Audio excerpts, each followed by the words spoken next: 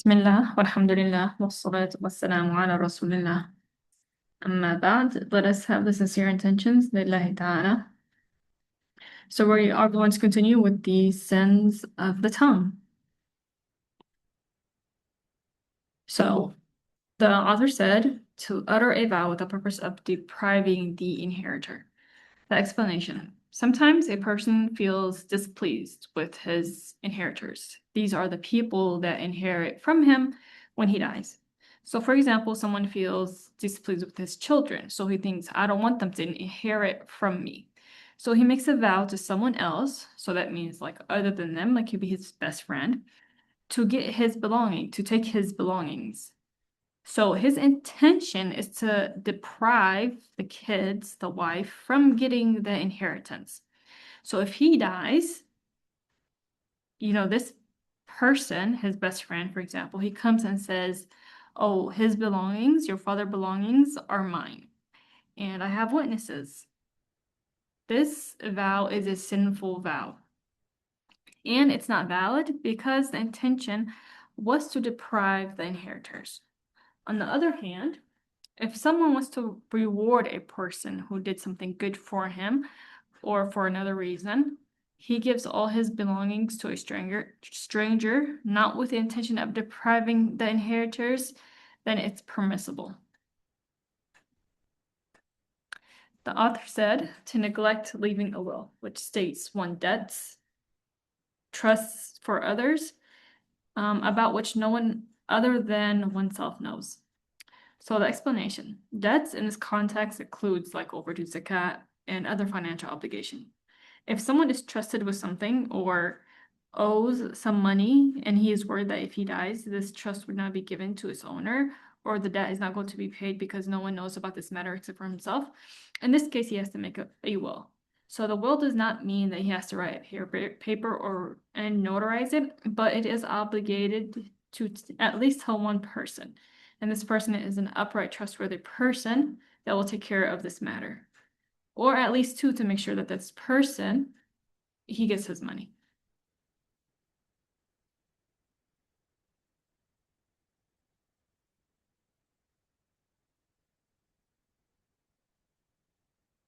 The author said to give an Islamic legal judgment without knowledge. The explanation. If someone gives a fatwa without Islamic knowledge, this person is sinful. In Surah Al-Isra, Allah Ta'ala said, which means, do not talk without having knowledge. If one is a mujtahid, he gives a fatwa according to his ijtihad, and this level of ijtihad, only a few people have reached it. So some of the scholars said that among the companions, only 10 reached this level.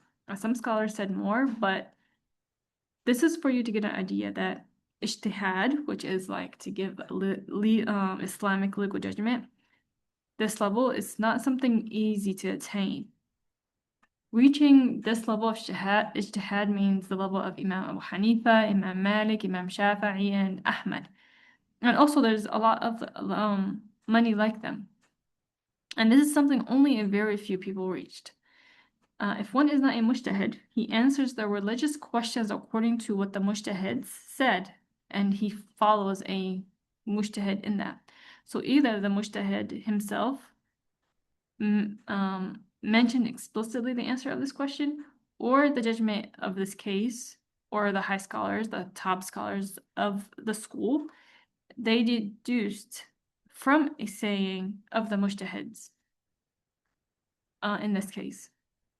So if one gives a judgment pertaining to a religious matter, a religious case, in a way other than the way that we mentioned, then this person will be giving a fatwa without knowledge and committing an enormous sin by that. Even if his answer, if what he says is in compliance with the religious rules. So even if he was correct, but because he dared to talk about the topic without knowledge, then he is sinful. And it's a good thing for one to say, I don't know. When one should say, I don't know. So once, I'm sure you heard this before, Imam Malik, he was asked 48 questions, but he only knew the answers of 6. So as for the rest, he said, I don't know. So if he thought about it and he took time about these cases, then that was presented to him, he could have given an answer because he has the ability for ijtihad. But at that time when he was asked, he was not in that situation. So the man that came to him told him, if I go back to my relatives, to my town, to my people, what did I tell them? I traveled all this distance and you tell me I don't know. Imam Malik said, you go and you tell them I asked Imam Malik and he said, I don't know. Imam Ali said, it is very relaxing and easy for me to say, I do not know when I do not know. So it's very dangerous not to say, I don't know when one does not know. The author said to teach or seek harmful knowledge without an Islamic valid reason. So the explanation, sorcery and astrology are among the harmful knowledge. Same thing with fortune telling. It's haram to learn it and teach it, except for a reason observed by the rules of the religion, like the two angels Harut and Marut did. They taught the people about sorcery, so the people could differentiate between sorcery and the miracle. So it's only permissible to teach this type of knowledge and learn it for a religious excuse. Other than that, it's prohibited. The author said to will, to laminate the good attributes of the deceased as if the latter is hearing. So to will means to start mentioning the good attributes of the deceased as if he is hearing, as if you are talking to him with a high voice. Like to say, oh, my supporter, like my rock, you are my foundation, and so on. So likewise, it's prohibited for someone to start to scream as if they are in a panic because of the calamity of death. This is if it's done intentionally. Now, if it's not done intentionally, like this person cannot control themselves, the wife cannot control herself, then one is not sinful for that. But if it's done intentionally, then this is haram. So what one should do is be patient when one dies, not to start screaming, not to tearing one's clothes, hitting oneself, etc. And one way to be patient is also do dhikr, say la ilaha illallah, la hawla wa la quwwata illa billah. Things that calm the nerve and help you accept the situation. The author said to judge by other than the law of Allah Ta'ala. So explanation. So if someone judges by other than the rules revealed by Allah, this person is sinful. And here are two cases. So the first case is that someone might judge by other than the rules of Allah because he does not observe the religious rules at all. So this is like he rejects the rules of Allah. And this is blasphemy. The other case is to rule to judge by other than the religious rules, but not because he does not believe them, nor like okay. So the other case is to rule to judge by other than the religious rules, but not because he does not believe them. So he believes in them. He believes in Allah. He believes the judges. He knows that they are truth. But for example, he does not apply them, for example, because he was bribed, because he is dealing with a kinship with a relative, or he's like afraid of his boss or something, right? In this case, this person does not blaspheme, but he is committing a sin. So some people said that if someone judges by other than the rules of Allah, by that this person is negating the oneness, that is the goodness, the godhood, of Allah. Even if this person believes that these rules revealed by Allah are true. So these people said that if anyone judges by other than the rules of Allah, even in one case, such person becomes a blasphemer. And everyone who helps him in that is a blasphemer. And those who keep silent in this case and do not object to him and change the situation and prevent him from doing that, all of them are blasphemers. And this is not correct. They said if the leader rules even one case with other than the Islamic rules, this ruler blasphemes. By that, and all the subjects blaspheme if they do not revolt against this ruler. These people said it's permissible then to kill the ruler, and it's permissible to kill the subjects. This is all not true. The first one who said this statement is a guy named Sayyid al-Qutb, and this guy was part of a group called Hizb al-Ikhwan, and he came up with this statement. First, he was an atheist, leading to ideology of communism. And then suddenly he started talking about Islam, writing about Islam, as if he was a scholar. Then he became a member of this party, and later he became one of the leaders, and he dragged them into this bad belief. So the followers of this ideology, since the time of Sayyid al-Qutb up until now, every while they kill, right? And they put explosions and the like without caring who is going to be killed by those explosions because they believe that this is lawful to shed all this blood. Um, and I'm sure we have heard of this, and they are committing, they're causing terror in many, many countries.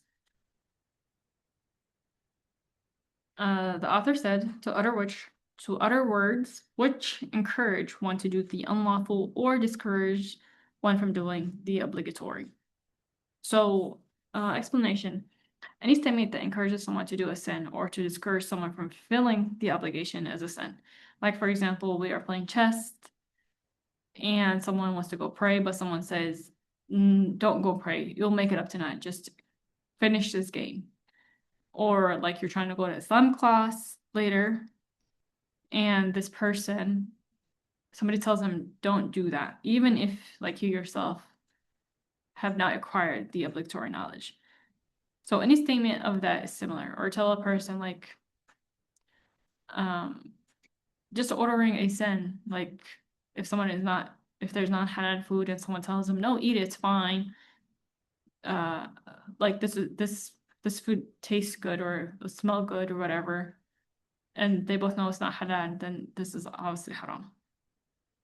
To even just utter or ordering somebody to commit a sin. And if they commit that sin, that's another sin. The author said, to utter words which defame Islam, any prophets, the scholars, the Quran, and any of the rights of Allah. So explanation. If someone says anything that dispraises Islam, any prophet, the scholars, the Quran, or anyone among the rights of Allah, then one is committing the sin of the tongue, right? Which in this case is blasphemy. And we talked about this before, like if someone dispraises prayer, zakat, adhan, the hijab, covering, the unlawful nakedness, obviously with the intention of like mockery, of rejecting the religion. Anything like that anything like that is simple statement that reaches the level of blasphemy in this case. Sometimes I don't think, yeah. Let me just stop there.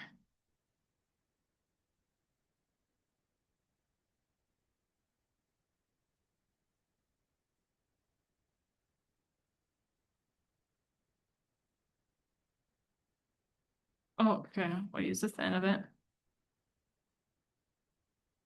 Okay. Okay, so it says the end. Okay. Again, if you guys have any questions, we'll continue with the next lesson soon. Again, if you guys have any questions, please let me know.